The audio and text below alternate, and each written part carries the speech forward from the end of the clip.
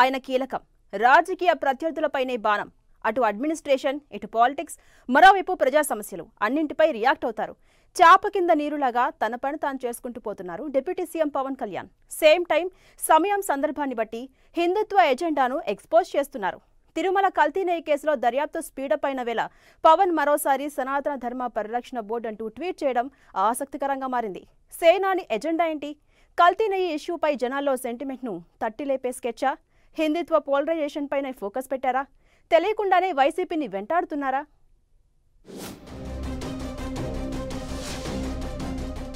కూటమిలో పవన్ కళ్యాణ్ రూటే separate.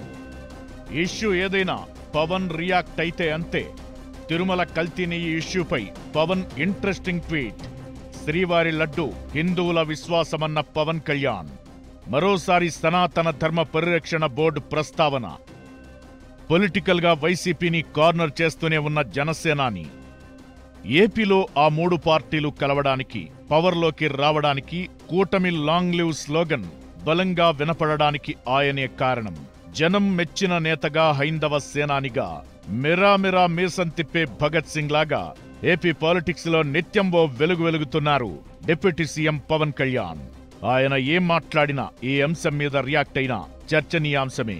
Latest గా తిరుమల కల్తీ నెయ్యి ఎపిసోడ్ పై పవన్ చేసిన ట్వీట్ వైరల్ అవుతోంది. శ్రీవారి లడ్డు కోట్లాది మంది హిందువుల విశ్వాసానికి సంబంధించిందన్న పవన్ దర్యాప్తులో బయటపడుతున్న అంశాలపై ఆందోళన వ్యక్తం చేశారు.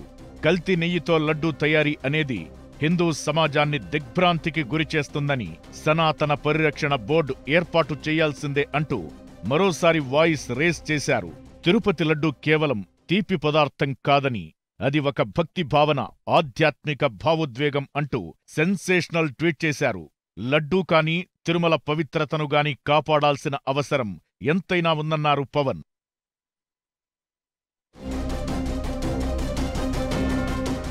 తిరుమల లడ్డూ ఇష్యూపై దర్యాప్తు స్పీడప్ అయింది.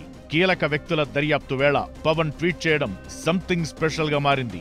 అయితే తిరుమల కల్తీ నెయ్యి ఎపిసోడ్ అందరి వేళ్లు అప్పటి ప్రభుత్వంపై, గత టీటీడీ పాలకుల వైపే చూపిస్తున్నాయి. ఓవైపు సెట్ టీం దర్యాప్తు డీటెయిల్స్ న్యూస్ హెడ్లైన్ గా మారగా వైసీపీ కార్నర్ అవుతోంది. ఇప్పటికే అప్పటి టీటీడీ ఈవో ధర్మారెడ్డి విచారణకు హాజరవగా టీటీడీ మాజీ చైర్మన్ వైవి సుబ్బారెడ్డికి సిట్ నుంచి పిలుపు రావడం కలకలం రేపుతోంది. సేమ్ టైం ధర్మారెడ్డి అప్రూవర్ గా మారి వాంగ్మూలమిచ్చారన్న ప్రచారం నడుస్తోంది. సరిగ్గా ఇదే టైంలో పవన్ రియాక్ట్ అవడం అంటే గత ప్రభుత్వంపై మరోసారి అటాక్ కు దిగినట్లేనన్న టాక్ వినిపిస్తోంది. హిందుత్వ ఎజెండాతోనే పవన్ ట్వీట్ చేసినా అది పూర్తిగా వైసీపీ తీరును ఎండగట్టేలా, హిందువుల మనసు గెలుచుకునేలా ఉందన్న గుసగుసలు వినిపిస్తున్నాయి.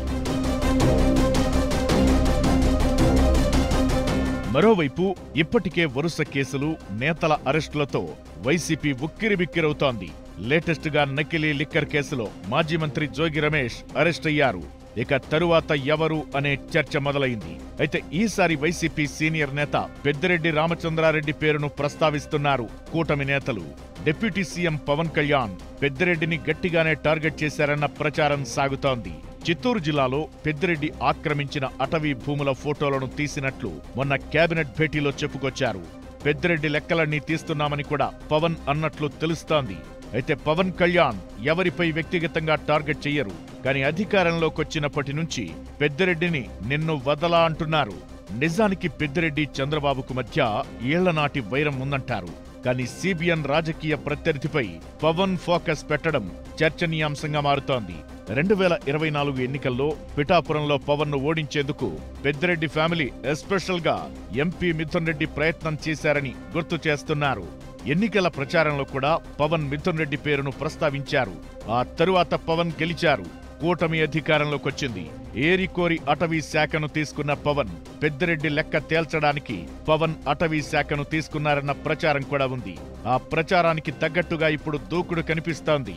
ఇలా ఆల్రౌండర్ గా టీం కూటమిని ఎప్పుడూ లైమ్ లైట్ లో ఉంచుతున్నారు సేనాని. ఆయన దూకుడు, అంతకు మించి వ్యూహం కూటమికి ఇంకెంత అడ్వాంటేజ్ గా మారుతుందో చూడాలి మరి.